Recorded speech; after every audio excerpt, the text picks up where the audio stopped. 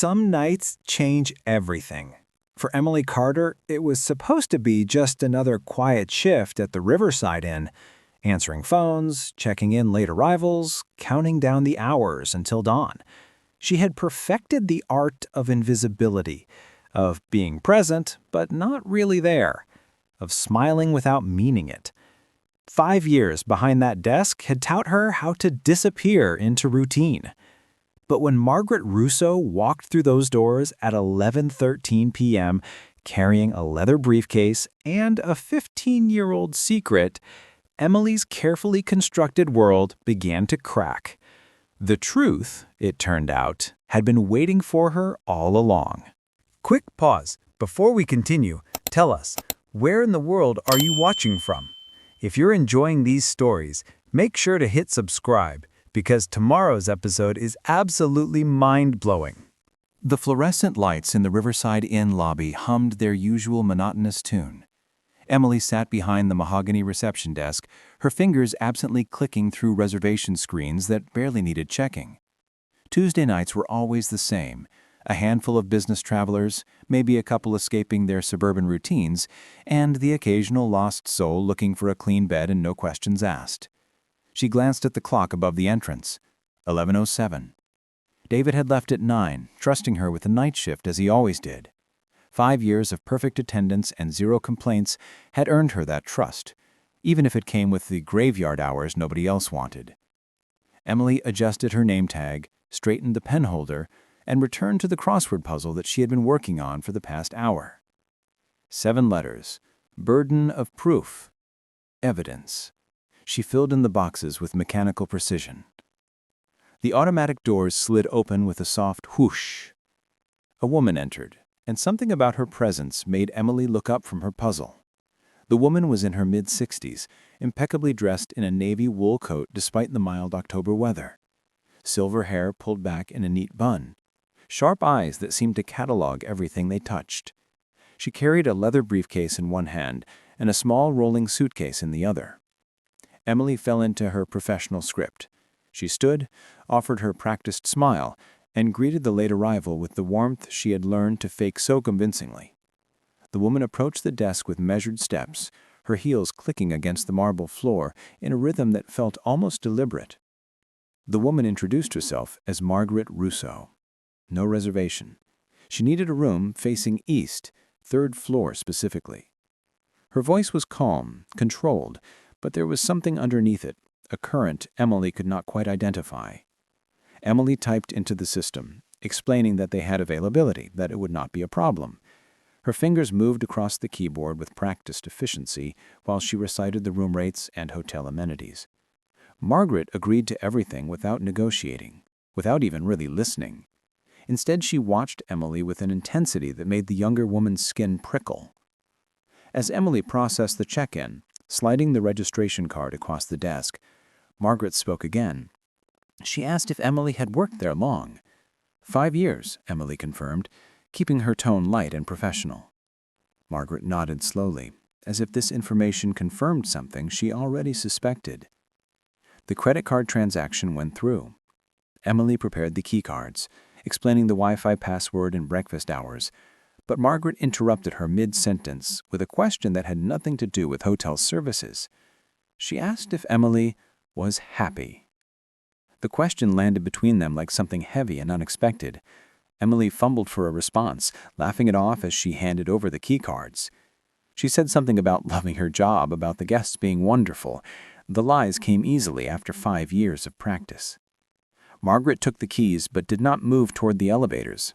Instead, she leaned forward slightly, her voice dropping to something more intimate, more dangerous. She told Emily that she looked like someone who was running from something, someone who had been running for a very long time. Emily felt her smile freeze. She insisted she did not know what Margaret meant, that perhaps the guest was tired from traveling. She offered to have someone help with the luggage, but Margaret waved away the suggestion. She said she would manage fine on her own, but before she left, she wanted Emily to know something, that the past had a way of catching up, no matter how fast or how far you ran.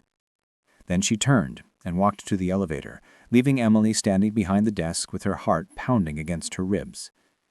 Emily tried to return to her crossword, but the letters blurred together. She told herself it was nothing, just a strange old woman making random observations, but her hands were shaking as she picked up her pen. 20 minutes passed. Emily had almost convinced herself to forget the encounter when the internal phone rang.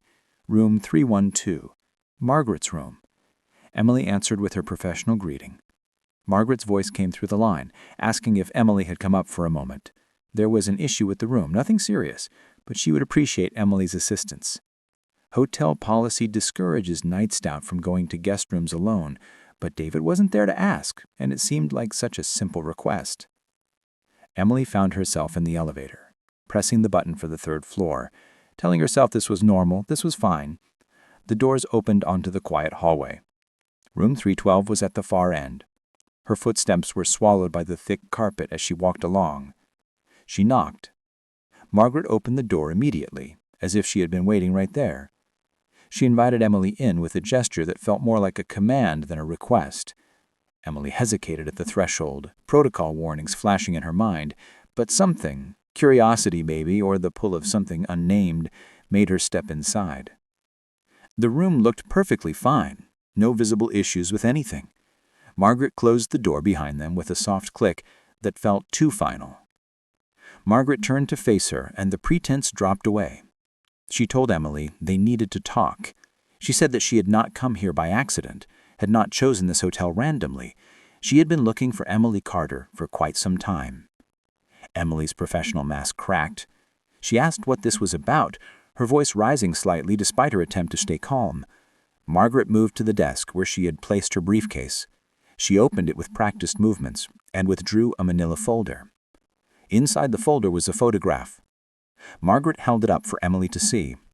The image showed a teenage girl with blonde hair standing on a street corner, partially obscured by a parked car. The photo was old, the color slightly faded, but the girl's face was clear enough. Emily recognized herself at 13 years old, wearing the denim jacket that her mother had bought her that summer. Emily felt the blood drain from her face. She asked where Margaret had gotten that photo, her voice barely above a whisper. Margaret explained that it had been taken by a private investigator 15 years ago, 3 days after a car accident that had changed several lives forever. An accident that Emily had witnessed, but had never spoken about. The room seemed to tilt. Emily backed toward the door, stammering that Margaret was mistaken, that this was some kind of confusion. But Margaret continued, her voice steady and relentless. She described the intersection where it happened. She described the weather that day, clear skies, bright afternoon sun. She described the vehicles involved, a blue sedan and a silver pickup.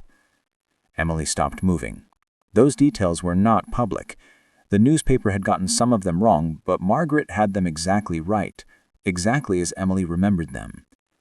Margaret set down the photograph and picked up another document. She explained that she was the mother of Ryan Russo, the man who had been convicted of vehicular manslaughter in that accident, the man who had served 8 years in prison before dying of a heart attack 13 months ago, the man whose innocence she had spent 15 years trying to prove. Emily's legs felt weak. She lowered herself onto the edge of the bed, her professional composure completely shattered. Margaret remained standing, her posture rigid with controlled emotion. She said she was not there to threaten Emily, not there to harm her. She was there because her son had died still branded as a killer, and she could not let him rest until his name was cleared. Margaret reached back into her briefcase and pulled out a sealed envelope. She explained that inside were documents, witness statements, expert analysis, evidence that had never been properly examined during the original trial. But none of it was enough without the testimony of the one person who had actually seen what happened, the one person who could confirm that another vehicle had run the red light before fleeing the scene. Emily stared at the envelope in Margaret's hands as if it were something alive and dangerous. Her mind raced backward 15 years to that afternoon she had spent nearly half her life trying to forget. She had been walking home from school, taking her usual shortcut through downtown.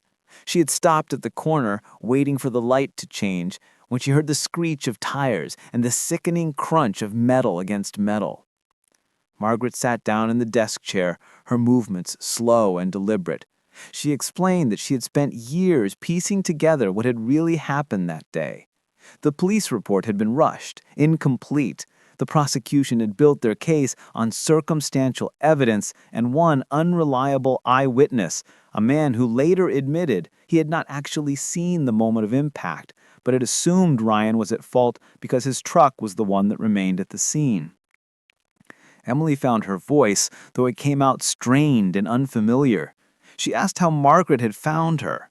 The older woman's expression softened slightly, though the steel in her eyes remained. She explained that the private investigator had taken dozens of photos that day, documenting everyone in the vicinity of the accident. Most had been interviewed by police and eliminated as witnesses, but there was one girl who'd been photographed but never identified, never questioned, a girl who had been standing in the perfect position to see everything. It had taken Margaret years to track down that girl's identity. The investigator had retired, the original files had been lost, and the trail had gone cold multiple times. But Margaret was persistent. 6 months ago, she finally got a break. A former classmate of Emily's had posted old school photos online, photos that matched the estimated age and appearance of the mystery girl.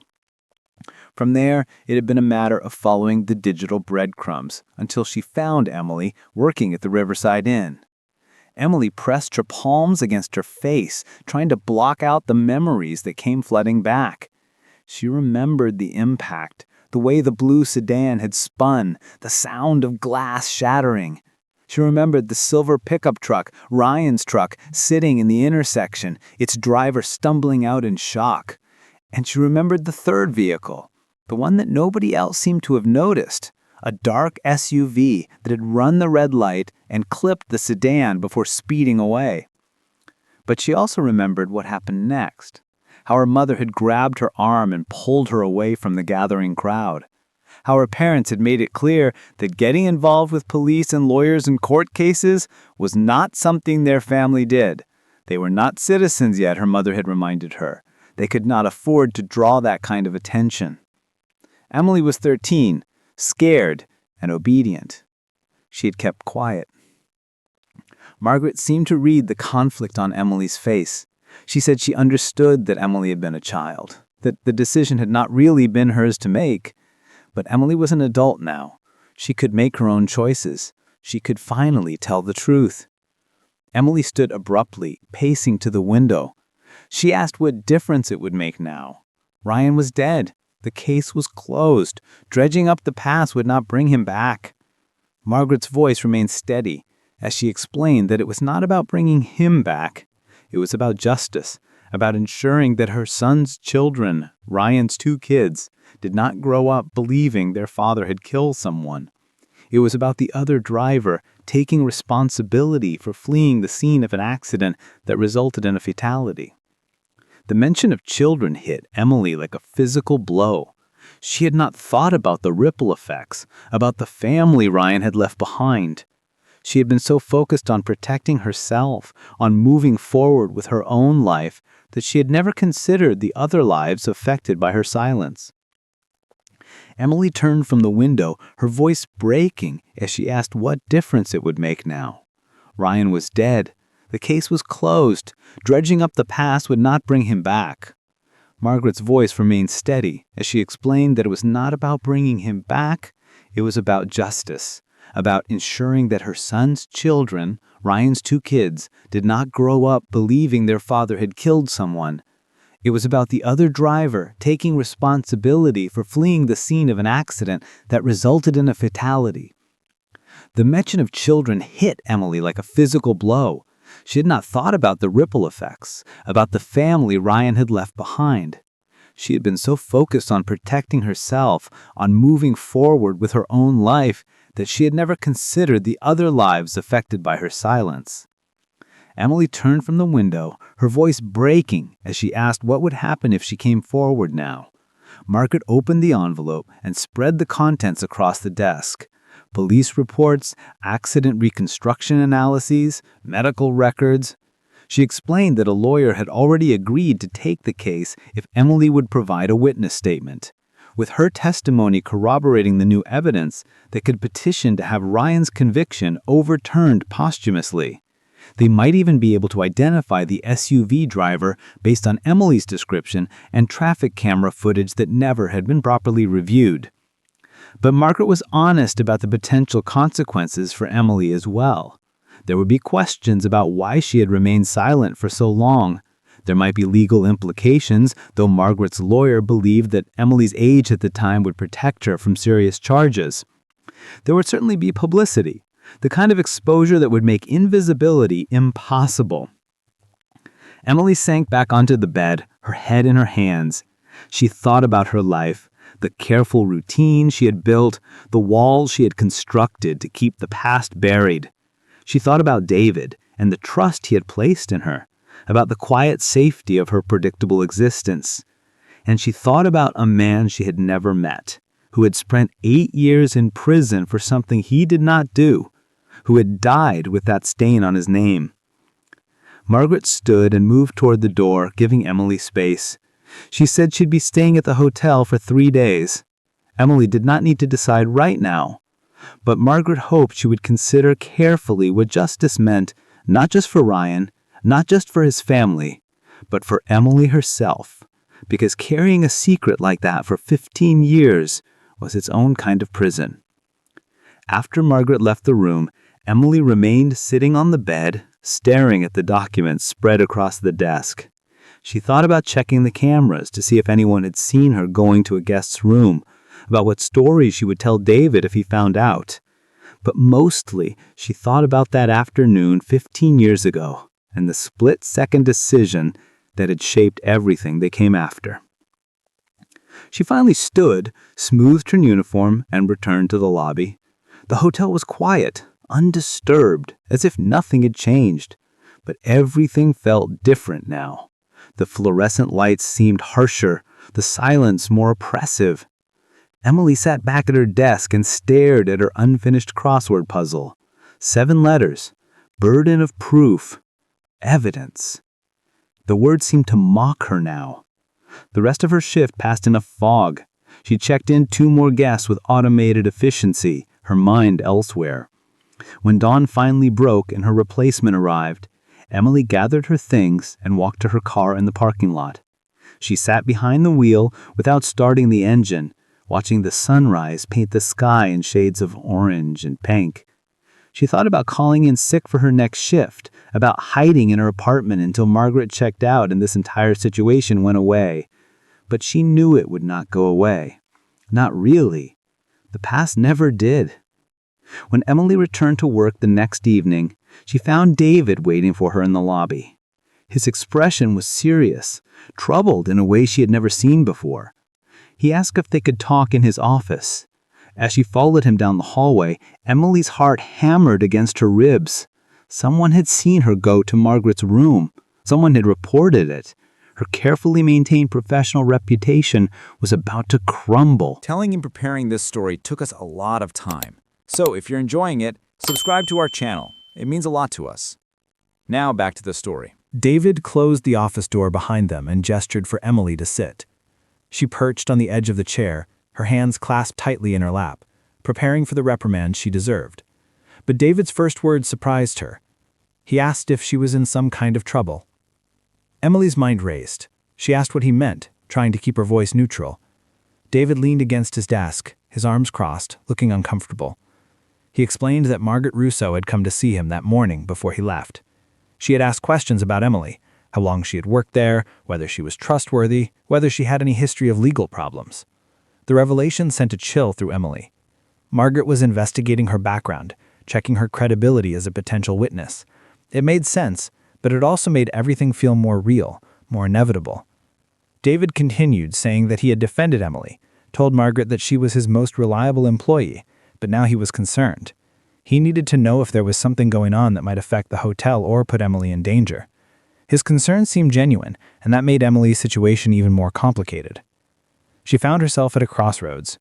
She could lie, tell David it was nothing, maintain the walls she had built, or she could let someone in, finally share the weight she had been carrying alone for so long. The exhaustion of secrecy made the decision for her. Emily took a deep breath and began to talk.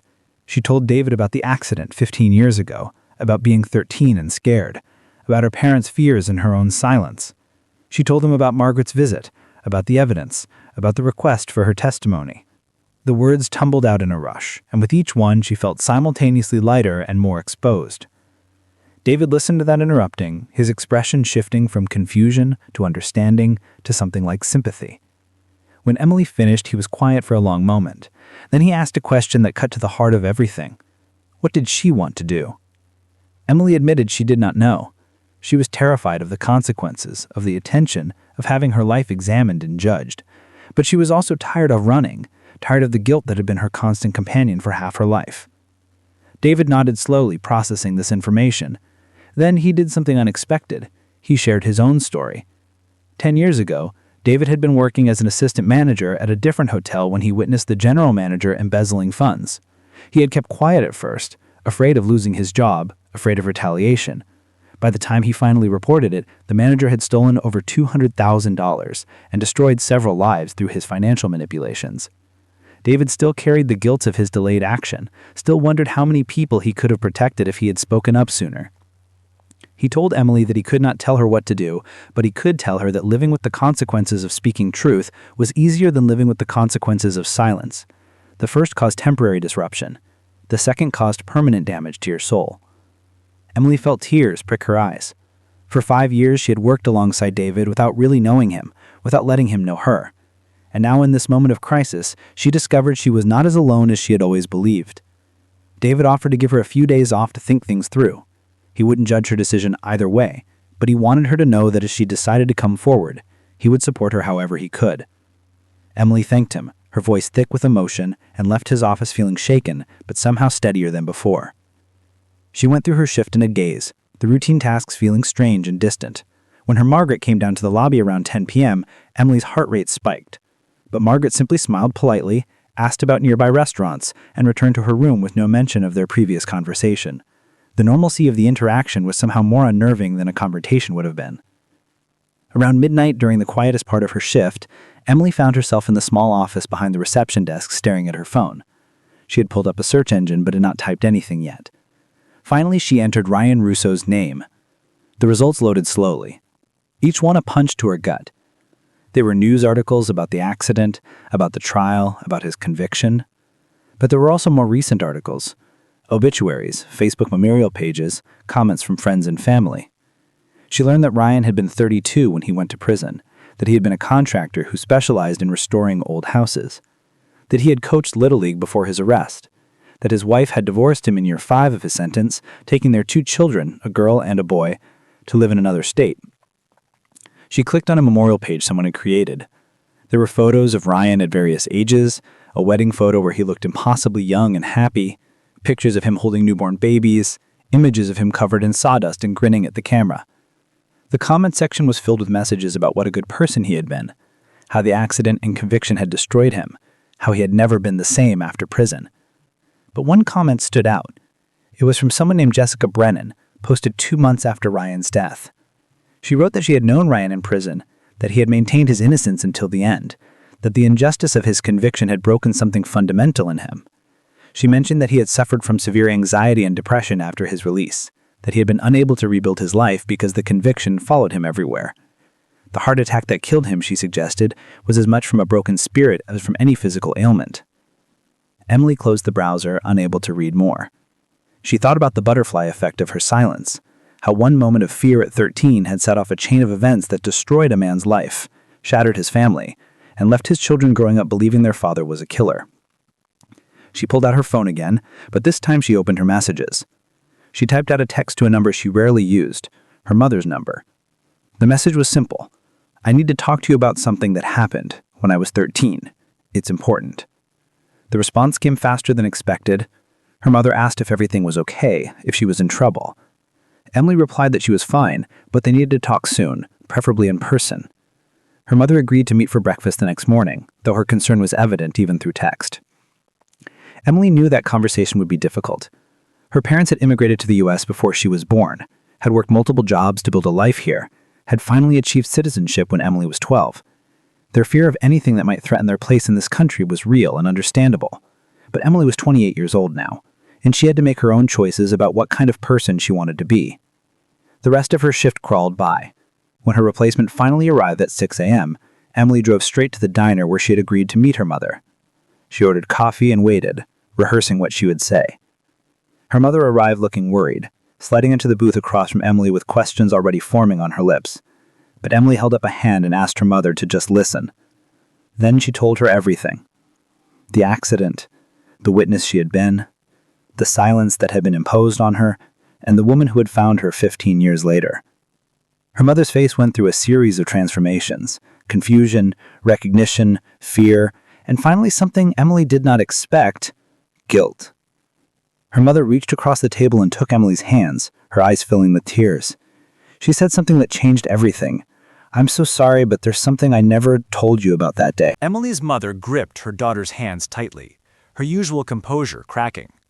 She explained that she had not just pulled Emily away from the accident scene to protect the family's immigration status. That had been part of it, yes, but not the whole truth. She had recognized one of the people involved in the accident, the driver of the dark SUV that had fled the scene.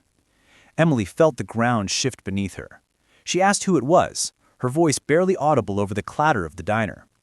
Her mother looked around nervously before leaning in close. She whispered a name: Robert Sullivan. The name meant nothing to Emily, but her mother's expression made it clear it should.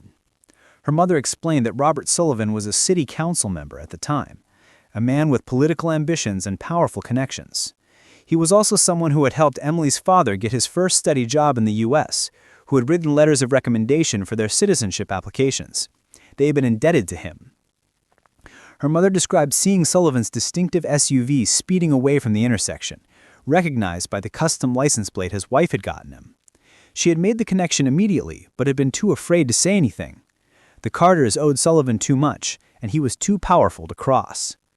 So she had convinced herself that maybe she was wrong, that it could not have been him, that getting involved would destroy their family for nothing. Emily pulled her hands back, her mind reeling. All these years, her mother had carried her own secret, her own guilt. The silence had not just been about protecting their immigration status. It had been about protecting a man who had helped them, a man who had then destroyed someone else's life through his recklessness and cowardice. She asked if her mother was certain it had been Sullivan's SUV. Her mother nodded emphatically. She described the vehicle in detail: a black Escalade with gold trim and a personalized plate that read Sully 1. She had never forgotten it because she had seen it so many times parked outside their apartment building when Sullivan came to check on how the family was adjusting to their new life in America. Emily felt sick. Sullivan had fled the scene, let an innocent man take the blame, and then continued his life as if nothing had happened. She pulled out her phone and searched for Robert Sullivan. The results showed a man now in his late 50s, recently retired from public office, living in a gated community in the neighboring county. His political career had been successful: 2 terms on city council, then 6 years as a state representative. He had built his reputation on being tough on crime and supporting personal responsibility. The irony was suffocating. Emily looked back at her mother, who was crying quietly, dabbing at her eyes with a napkin.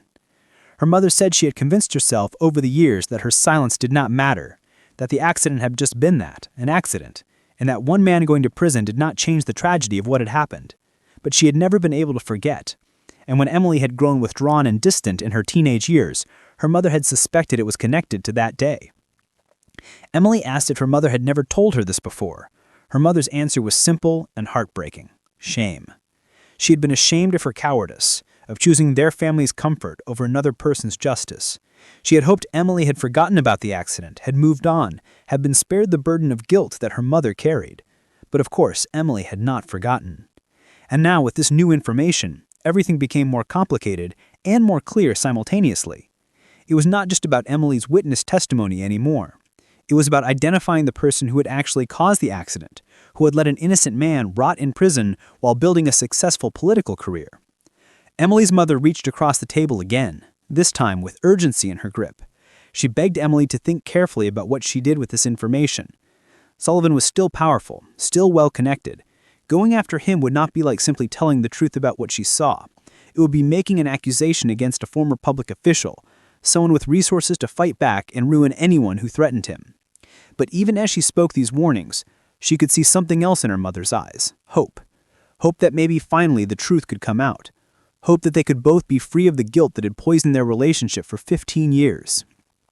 Emily told her mother she needed to talk to Margaret before making any decisions. Her mother nodded, understanding. As they left the diner, her mother hugged her tightly, whispering that whatever Emily decided, she would support her. And if it came to it, she would testify too, would admit her own silence and complicity. They could face the consequences together. Emily drove back to her apartment in a fog, her mind racing with possibilities and consequences. She showered, changed, and tried to sleep, but her thoughts would not quiet. By mid-afternoon, she gave up and drove back to the hotel, hours before her shift was scheduled to start. She found Margaret in the hotel restaurant, eating a late lunch while reading a newspaper. Emily approached the table, and Margaret looked up with a mixture of surprise and caution. Emily asked if they could talk privately, and Margaret immediately set down her paper and stood. They returned to Margaret's room, and Emily told her everything about her mother's revelation, about Robert Sullivan, about the license plate, and the political career built on the back of someone else's suffering.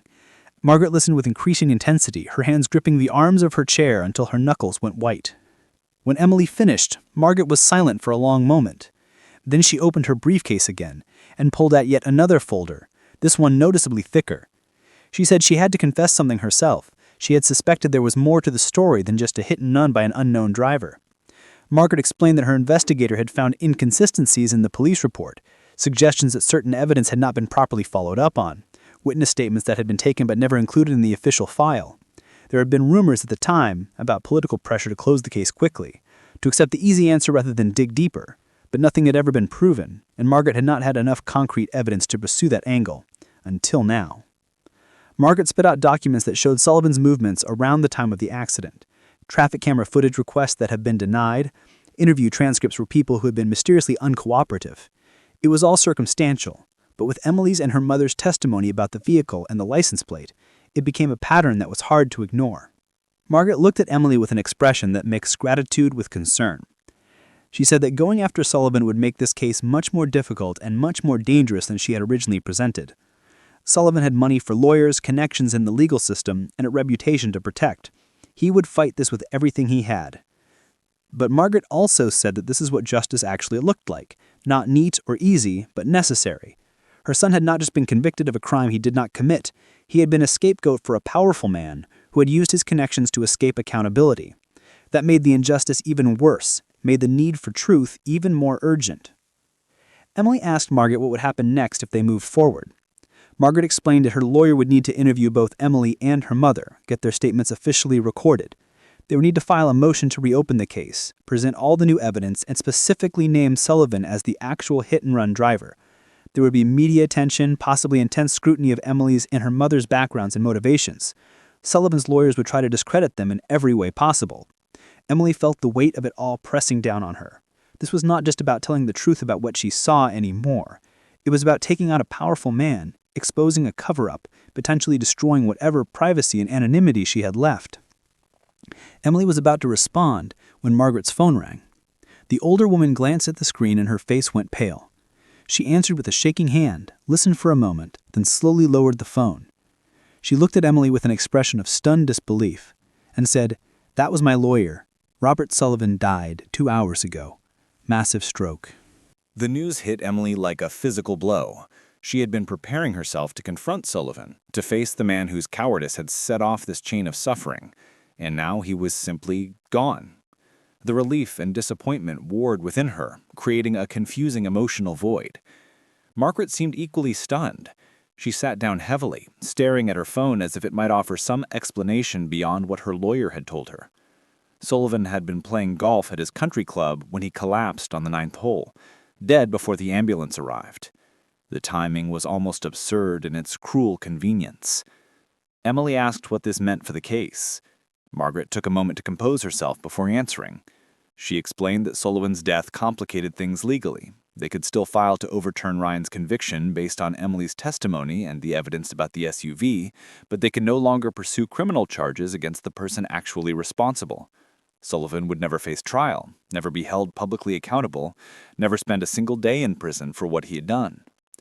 But there was something else in Margaret's expression, something calculating beneath the shock. She asked Emily to wait a moment, then called her lawyer back and put the phone on speaker. The lawyer, a woman named Patricia Chen, confirmed the news about Sullivan and then added details Emily had not expected. Sullivan's estate was substantial, over $15 million between real estate, investments, and life insurance. His will had not yet been filed for probate, but Patricia had contacts in the legal community who might be able to access it. More importantly, Patricia said that even though they could not pursue criminal charges against a dead man, they could still pursue a civil case against his estate for wrongful conviction and damages. Margaret's eyes met Emily's across the room. She said that money could not bring back Ryan, could not give him the years he lost, but it could provide for his children, could pay for their education, could ensure they never had to struggle the way Ryan had after his release. It could also serve as a public acknowledgement of what Sullivan had done, even if he would never face criminal justice. Emily asked if they still needed her testimony, if Sullivan was dead. Patricia's voice came through the phone speaker with absolute certainty, yes, more than ever. Without Emily's witness account and her mother's identification of the vehicle, they had no way to definitively connect Sullivan to the accident. His lawyers would argue coincidence, would claim there was no proof their client had been driving that SUV at that time. Emily's testimony was the linchpin that would make the civil case viable. After Margaret ended the call, the two women sat in silence for several minutes. Emily thought about justice and what it meant when the person responsible was beyond legal reach. She thought about Ryan's children, about Sullivan's family who would now learn what his father and husband had done. She thought about all the people who would be hurt no matter which choice she made. Margaret broke the silence with an unexpected question. Did Emily want revenge or justice? Emily looked up, startled. Margaret explained that she had been asking herself the same question for 15 years. Revenge meant wanting Sullivan to suffer the way Ryan had suffered, to lose everything the way Ryan had lost everything. Justice meant wanting the truth to be known, the record to be corrected, and Ryan's name to be cleared regardless of what happened to the person responsible. Margaret said that Sullivan's death had forced her to confront which one she actually wanted, and she'd realized that what she needed most was for her grandchildren to know that their father had been innocent, that he had been a good man who had been failed by a system that chose convenience over truth. Everything else was secondary. Emily understood then that her decision was not really about Sullivan anymore. It was about choosing what kind of person she wanted to be, what kind of truth she wanted to live with going forward. She could walk away now. Sullivan was dead, the immediate threat was gone. She could return to her quiet life with no one but Margaret and her mother knowing what she had almost done. Or she could follow through, give her testimony, help clear Ryan's name, and accept whatever consequences came from finally telling the truth. She asked Margaret the lawyer's contact information. Margaret's hands shook slightly as she wrote down Patricia Chen's number on hotel stationery. Then she did something unexpected. She hugged Emily, this woman she had only known for 48 hours, but who had become linked to her in ways that transcended normal human connection. Emily left the hotel room and returned to the lobby, her shift starting in 15 minutes. David was at the desk, finishing up some paperwork before heading home. He took one look at Emily's face and asked if she was okay. Emily surprised herself by answering honestly. She told him about Sullivan's death, about the civil case, about the decision she was trying to make. David listened, then offered his own perspective. He reminded her that she had asked him days ago what difference it would make since Ryan was already dead. Now she had her answer. It made a difference. To his children, to his mother, to everyone who had known him and believed in his innocence. That night, Emily worked her shift with a clarity she had not felt in years. She knew what she had to do, even if it terrified her. When she got home at dawn, she slept deeply for the first time in weeks, dreamless and undisturbed. 3 days later, Emily sat in Patricia Chen's office, preparing to give her official statement. Margaret was there, along with Emily's mother, who had taken the day off work to support her daughter. But as Patricia prepared the recording equipment, her assistant burst through the door with urgent news. They had just received Sullivan's will, and there was something in it that changed everything once again. Patricia's assistant handed her a thick document, and the lawyer's expression shifted as she scanned the pages. She looked up at Margaret with something like shock in her professional composure. Then she asked if Margaret had ever heard the name Caroline Sullivan. Margaret's face went blank. She repeated the name slowly, searching her memory. Then recognition dawned, and her hand flew to her mouth. Caroline Sullivan had been Ryan's girlfriend before he married his wife. They had dated for 2 years before breaking up about 6 months before the accident. Margaret had never liked Carolyn much. She had been flighty, immature, more interested in Ryan's looks and his character. When they broke up, Margaret had honestly been relieved. Patricia turned the will so Margaret could see it. There, among the various bequests to family members and charitable organizations, was a specific provision: $1 million to be held in trust for the children of Ryan Russo, to be distributed when they reached the age of 25. The room fell silent. Emily tried to process what this meant. Sullivan had left money to Ryan's children. Why would he do that unless... Patricia voiced what they were all thinking. This provision suggested that Sullivan had known about Ryan's conviction, had known it was wrong, and had been carrying his own guilt about it for 15 years. The trust was set up anonymously, structured through a shell corporation so the source of the funds would not be immediately obvious. But the specific naming of Ryan's children was unmistakable. Margaret's hands were shaking as she held the document. She said something that seemed to come from a place of deep pain and confusion. Sullivan had known. For 15 years, he had known an innocent man was in prison because of him, and he had done nothing except plan to give money to that man's children after he was safely dead. Emily felt a complicated surge of emotions. The trust proved Sullivan's guilt more definitively than any testimony could. But it also revealed a man who had lived with knowledge of what he had done, who had tried to make some kind of restitution, however inadequate. It did not excuse anything, but it added a layer of humanity to someone Emily had been thinking of as purely monstrous. Patricia explained the legal implications. The trust provision could be used as evidence in the civil case. It demonstrated Sullivan's consciousness of guilt. Combined with Emily's testimony and her mother's identification of the vehicle, it created an overwhelming case for Ryan's innocence and Sullivan's responsibility. The estate would likely settle rather than go to trial, meaning Ryan's name could be cleared relatively quickly without the ordeal of a lengthy legal battle. But there was a complication. Sullivan's widow and adult children would need to be notified about why he had included this provision in his will. They would learn what he had done, what he had covered up. Their grief would be compounded by betrayal and shame. Patricia needed to know if Margaret was prepared for that, for the fact that pursuing this case would destroy another family's peace, even as it restored justice to her own. Margaret was quiet for a long time. Emily watched the older woman's face cycle through emotions: anger, satisfaction, grief, and finally something like resignation. Margaret said that Sullivan's family deserved to know the truth just as much as Ryan's children did. Living with a lie, even a comfortable one, was its own kind of poison. She had learned that over 15 years of searching for answers while her son suffered. Emily's mother spoke up for the first time since entering the office. She said that she understood wanting to protect family, wanting to shield them from painful truths. That's what she had done 15 years ago, and it had created nothing but suffering for everyone involved. Sometimes, love meant telling the truth, even when the truth was hard. Patricia nodded and began preparing the necessary documents. She would need Emily's full statement about what she witnessed at the accident scene, including details about the vehicles involved and the sequence of events. She would need Emily's mother's statement about recognizing Sullivan's SUV and license plate. And she would need both of them to be prepared for depositions, possible media attention, and the scrutiny that came with accusing a recently deceased public figure of a serious crime. Emily took a deep breath and began her statement.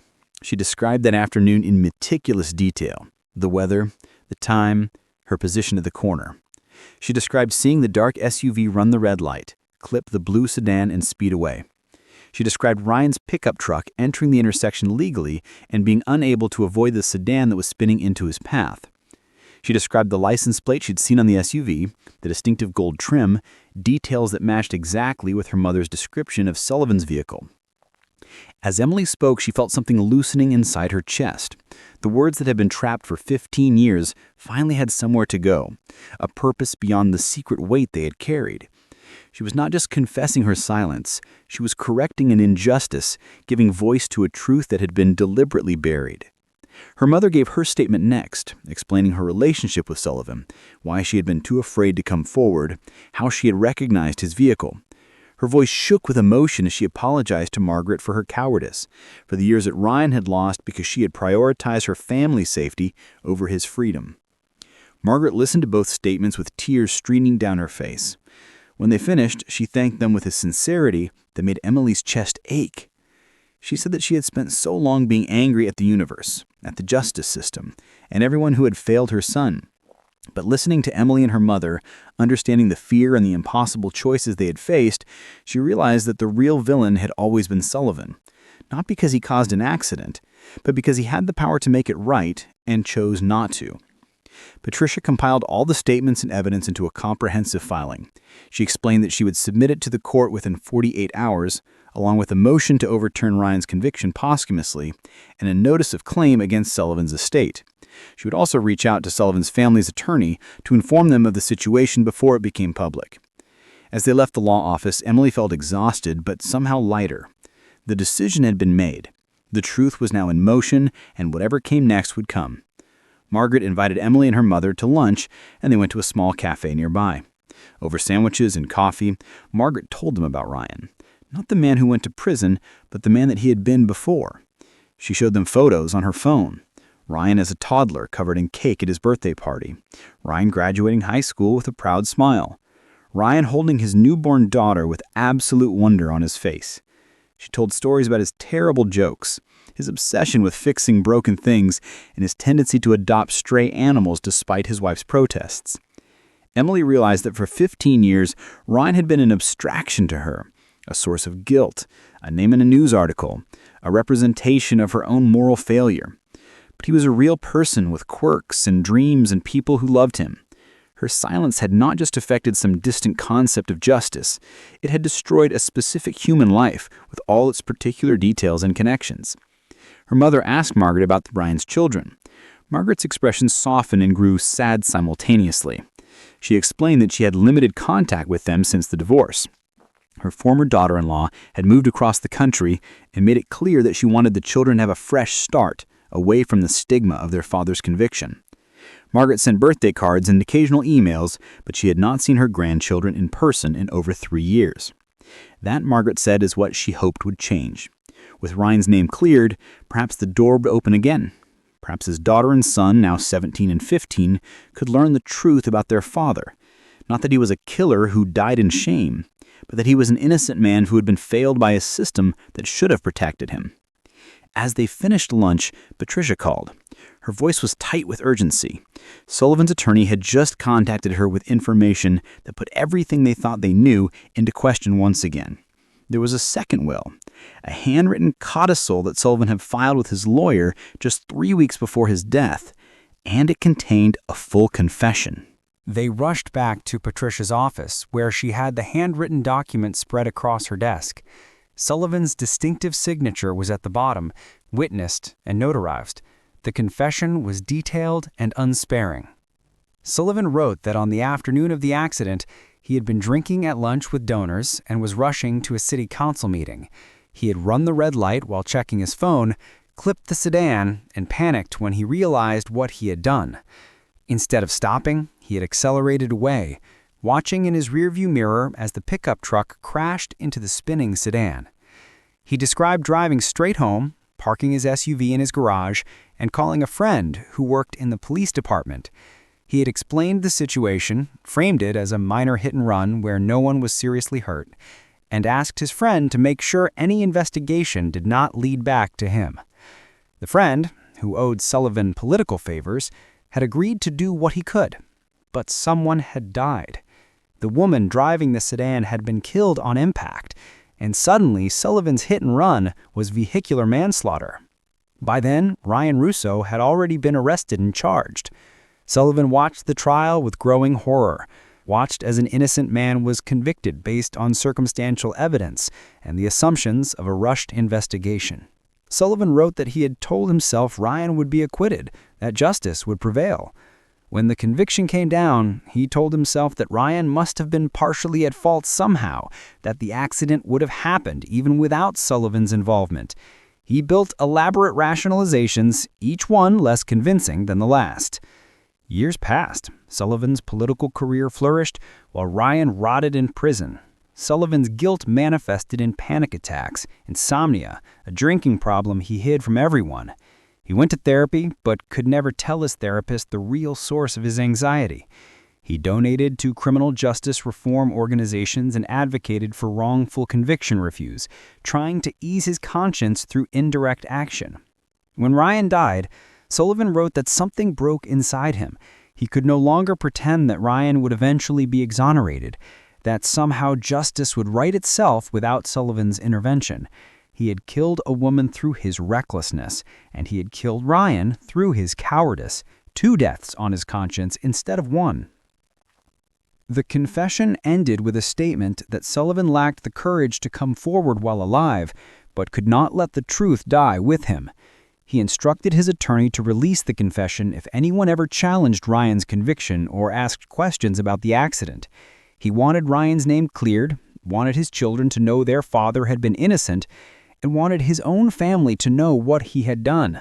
It was, he wrote, the only redemption available to a coward. Margaret sank into a chair, her face unreadable. Emily and her mother stood frozen, trying to process this final revelation. Sullivan had confessed. Everything they had been prepared to fight for, to testify about, to prove against the resistance of his estate, it was all unnecessary now. Sullivan had done the work for them. Patricia explained the legal implications.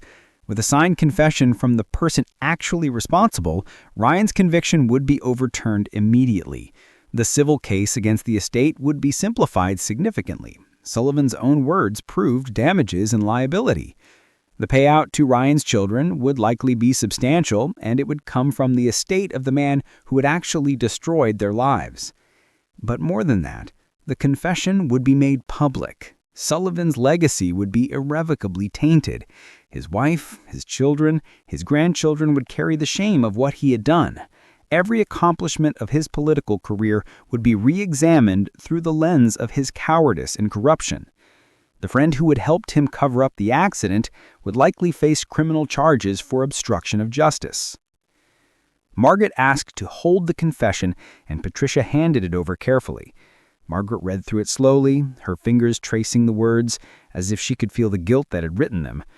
When she finished, she looked up with tears in her eyes and said something Emily did not expect. He was suffering too. It was not forgiveness exactly. Margaret made that clear. What Sullivan had done was unforgivable. The hit and run, the cover-up, the 15 years of silence while an innocent man paid for his crime.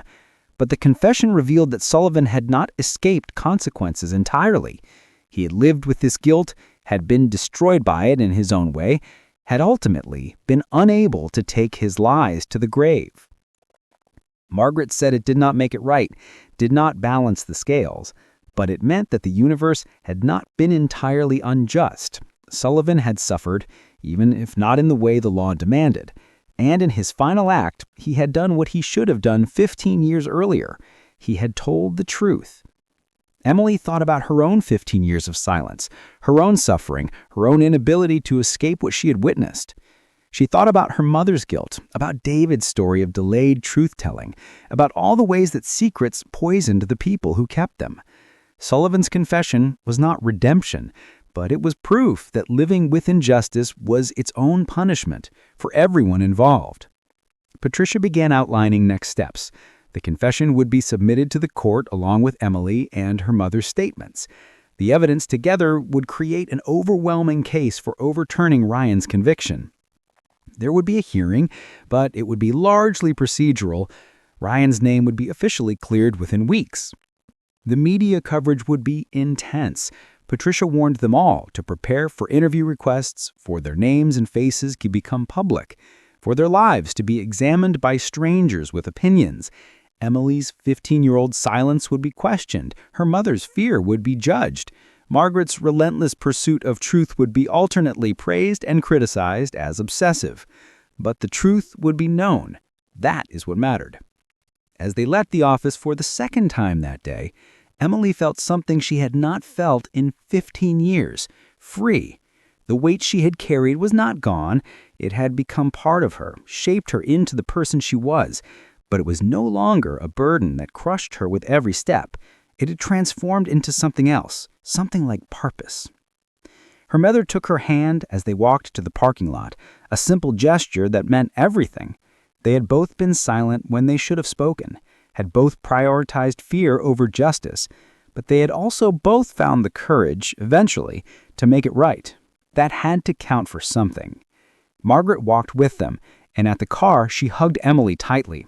She thanked her again, but this time it was different, not thanking Emily for testifying, but thanking her for being brave enough to face her own task, for being willing to carry the consequences of truth.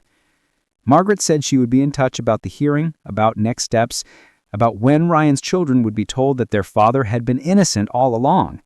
She hoped Emily would be willing to meet them someday, to help them understand what really happened. Emily agreed, knowing it would be difficult but necessary. As Emily drove her mother home, they talked about what came next. Emily's mother said she would probably lose some friends when the story came out, people from their community who would judge her for keeping silent, but she would also find out who her real friends were, who understood that being human meant sometimes making mistakes and having the courage to correct them. Emily thought about David and whether she would keep working at the hotel or if the publicity would make that impossible. She thought about the life she had built on the foundation of silence and whether that life could survive the truth. But she also thought about the possibility of building something new, something stronger, on the foundation of honesty. The next few weeks passed in a blur of legal proceedings and media attention. The story broke in local news first. Former city councilman's deathbed confession clears wrongly convicted man, and then spread nationally. The narrative had everything journalists loved: political corruption, wrongful conviction, a mother's 15-year quest for justice, a witness who stayed silent until her conscience demanded otherwise. Emily and her mother were interviewed by newspapers, local TV stations, even a national morning show. Emily talked about being 13 and scared, about the weight of secrets, about learning that truth delayed was still better than truth denied. Her mother talked about the immigrant experience, about the fear of authority, about choosing courage over comfort, even when it came decades too late. The backlash was real, but less severe than Emily had feared. Some people criticized her silence, called her complicit in Ryan's suffering, but many others understood the complexity of her situation, recognized the courage it took to come forward even when the immediate danger had passed. The overwhelming response was that the real villain had always been Sullivan, and everyone else was just trying to survive the consequences of his cowardice. Ryan's conviction was formally vacated in a courtroom hearing that Margaret attended with his now adult children. Emily and her mother were there too, sitting in the back of the courtroom as the judge officially declared that Ryan Russo was innocent, that justice had failed him, and that the state formally apologized for its role in his wrongful imprisonment. After the hearing, Margaret introduced Emily to Ryan's daughter Sarah and Ryan's son Michael. They were posed and polite, but Emily could see the pain in their eyes, the years of believing their father was a killer now colliding with the truth of his innocence. Sarah thanked Emily for coming forward, but her voice was tight with complicated emotions. Michael said nothing, just nodded acknowledgement before turning away. Emily understood. She was part of the reason their father had been imprisoned, even if she was also part of the reason he was now exonerated. They would need time to process that complexity, to figure out how to feel about the teenage girl who had seen everything but said nothing until their father was already dead. The civil settlement was reached 6 weeks later.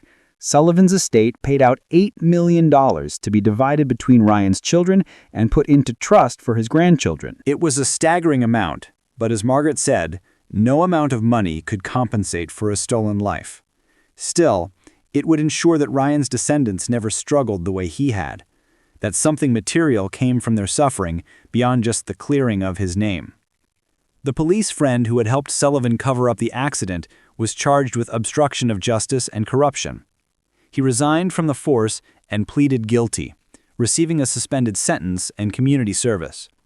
It was a light punishment, but at least there was acknowledgement that he had broken the law he was supposed to uphold. Sullivan's family released a statement apologizing for his actions and announcing they would establish a scholarship fund in Ryan's name for children of wrongly convicted parents.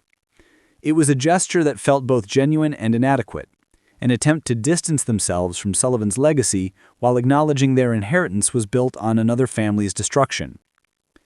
Emily returned to work at the Riverside Inn, half expecting to be fired or encouraged to leave.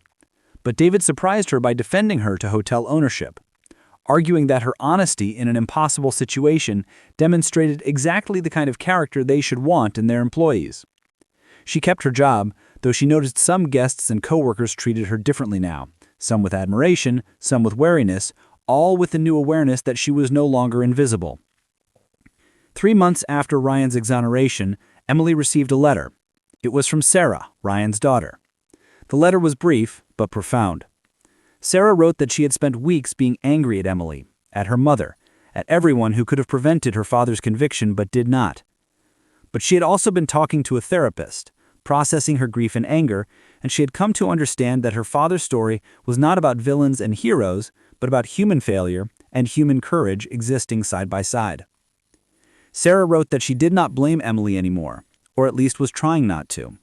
She understood that Emily had been a child, that the adults in her life had failed her, just as the adults in Ryan's life had failed him. She wrote that her father used to say, "Everyone deserves the chance to make things right," and Emily had taken that chance even though it came late. That had to mean something. The letter ended with an invitation. Sarah and Michael were planning a memorial service for their father, not a funeral since he had already been buried, but a celebration of his life and his vindication. They wanted Emily to come if she felt comfortable, wanted her to see who their father had been beyond the headlines and court transcripts. Emily accepted the invitation. The memorial service was held in a community center Ryan had helped build before his arrest. Margaret had planned every detail with Sarah and Michael, creating something that honored both who Ryan had been and what his exoneration meant. Emily arrived early, nervous about how she would be received. Her mother came with her, and David offered to attend as well for moral support, but Emily declined. This was something she needed to face herself.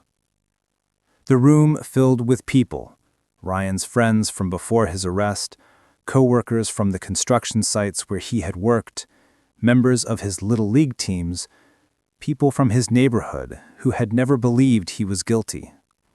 They shared stories of a man who had been generous and kind, who had fixed his neighbor's broken steps without being asked, who had coached kids with patience and enthusiasm, who had made people laugh with his terrible dad jokes.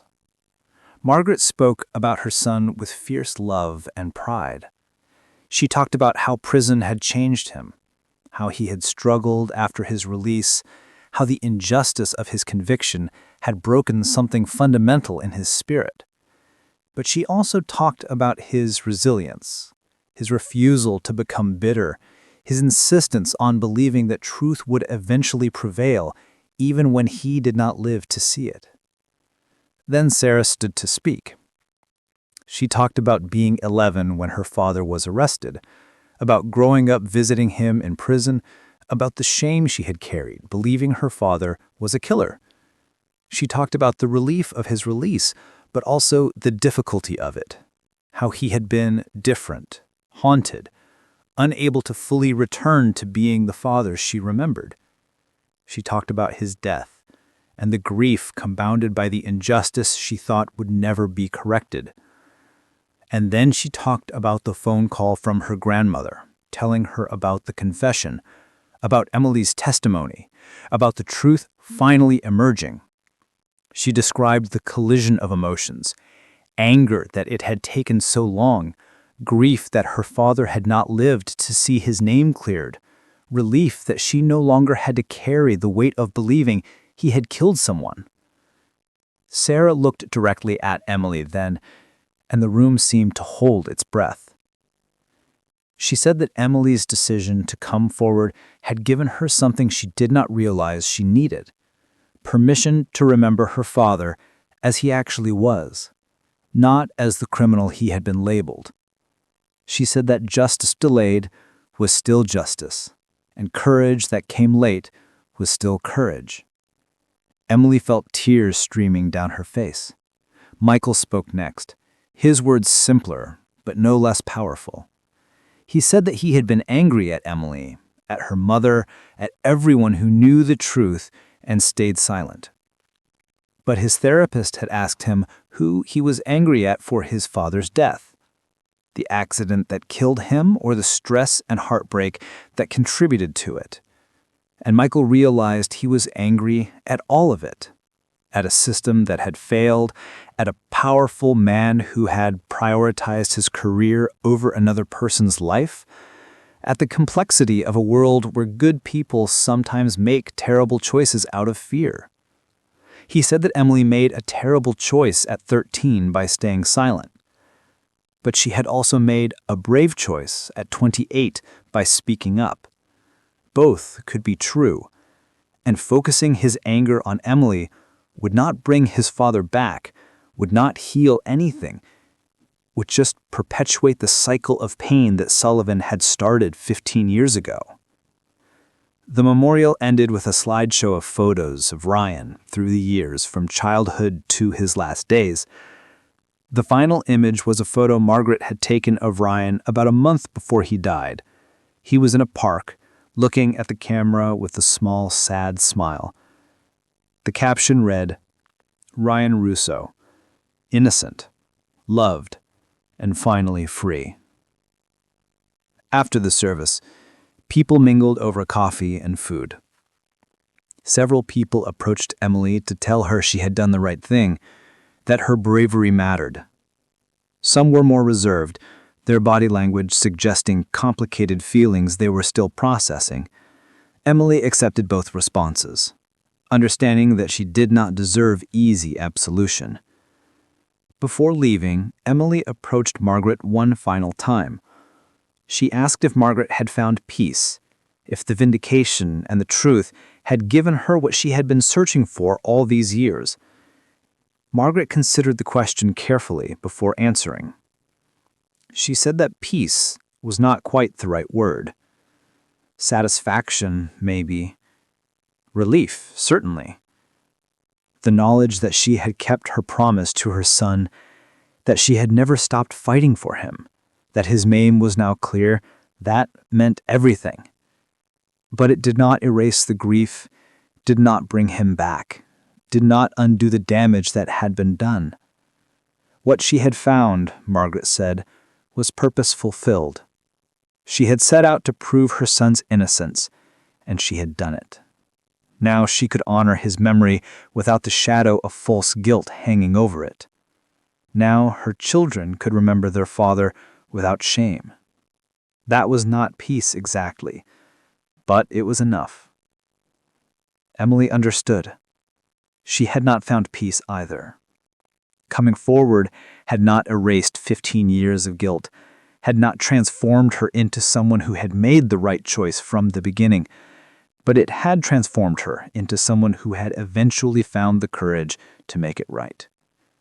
That was not the same as redemption, but it was something. It was enough. As Emily drove home that evening, she thought about all the ways one moment could echo through years, how a split-second decision, Sullivan choosing to flee, Emily choosing to stay silent, could ripple out to affect dozens of lives in ways impossible to predict or control. She thought about responsibility and forgiveness, about the difference between the two and why both mattered. She thought about the story she would tell if anyone asked her what she had learned from all of this, and she realized the answer was complicated, unsatisfying in its lack of clear moral simplicity. She had learned that the right choice was not always obvious when you were in the middle of making it, especially when you were young and scared and being told by the adults you trusted that silence was safety. She had learned that living with the consequences of the wrong choice was its own punishment, one that no external force could equal or replace. She had learned that truth had power, but also cost, and that paying that cost was still better than the alternative of permanent silence. Most importantly, she had learned that ordinary people, a receptionist, an immigrant mother, a construction worker, even a cowardly politician, could have extraordinary impact on each other's lives, for better or worse. And that made the choices ordinary people made matter more than anyone wanted to admit. Sullivan had been an ordinary person who made choices that destroyed lives. Emily had been an ordinary person who made choices that perpetuated that destruction. But Emily had also been an ordinary person who eventually made a choice that helped heal some of that damage. Both truths could exist simultaneously. The story did not have a neat ending because life did not work that way. Ryan was still dead. Sullivan had escaped earthly justice. Emily still carried guilt that would never fully leave her. But Ryan's name was clear. His children knew the truth, and Emily had finally stepped into the light after 15 years of hiding in shadow. In a world that loved simple narratives of heroes and villains, Emily had learned that most people were neither and both, that courage and cowardice could exist in the same person, that justice was messier and more complicated than anyone wanted to admit. The ultimate message was not that everything worked out fine in the end, because it did not. The ultimate message was that doing the right thing, even late, still mattered. That truth, even when delayed, still had value. That ordinary people carrying ordinary burdens still had the power to change lives, to correct injustices, to choose courage over comfort, even when courage was terrifying. Emily had been a witness who stayed silent when silence felt safe. Then she became a witness who spoke when speaking felt necessary. The first choice had consequences she would carry forever. But the second choice had consequences too, ones that cleared a dead man's name, gave his children peace, and proved that it was never too late to tell the truth, even when the truth was hard. As she parked her car and walked to her apartment, Emily felt the weight she carried shift slightly, settling into something she could live with, rather than something that lived within her as poison. She was not redeemed, she was not absolved, but she was honest, finally, and that transformed everything. The night she had met Margaret, she had been someone who had perfected disappearing into routine, who had built a life on avoiding the past. Now she was someone who had faced it, survived it, and discovered that life on the other side of truth was harder but infinitely more real. That was not a happy ending, but it was an honest one, and after 15 years of living with lies, honesty felt like the only ending that mattered. Up next, 2 more incredible stories are waiting for you right on your screen. If you enjoyed this one, you won't want to miss these. Just click to watch and don't forget to subscribe.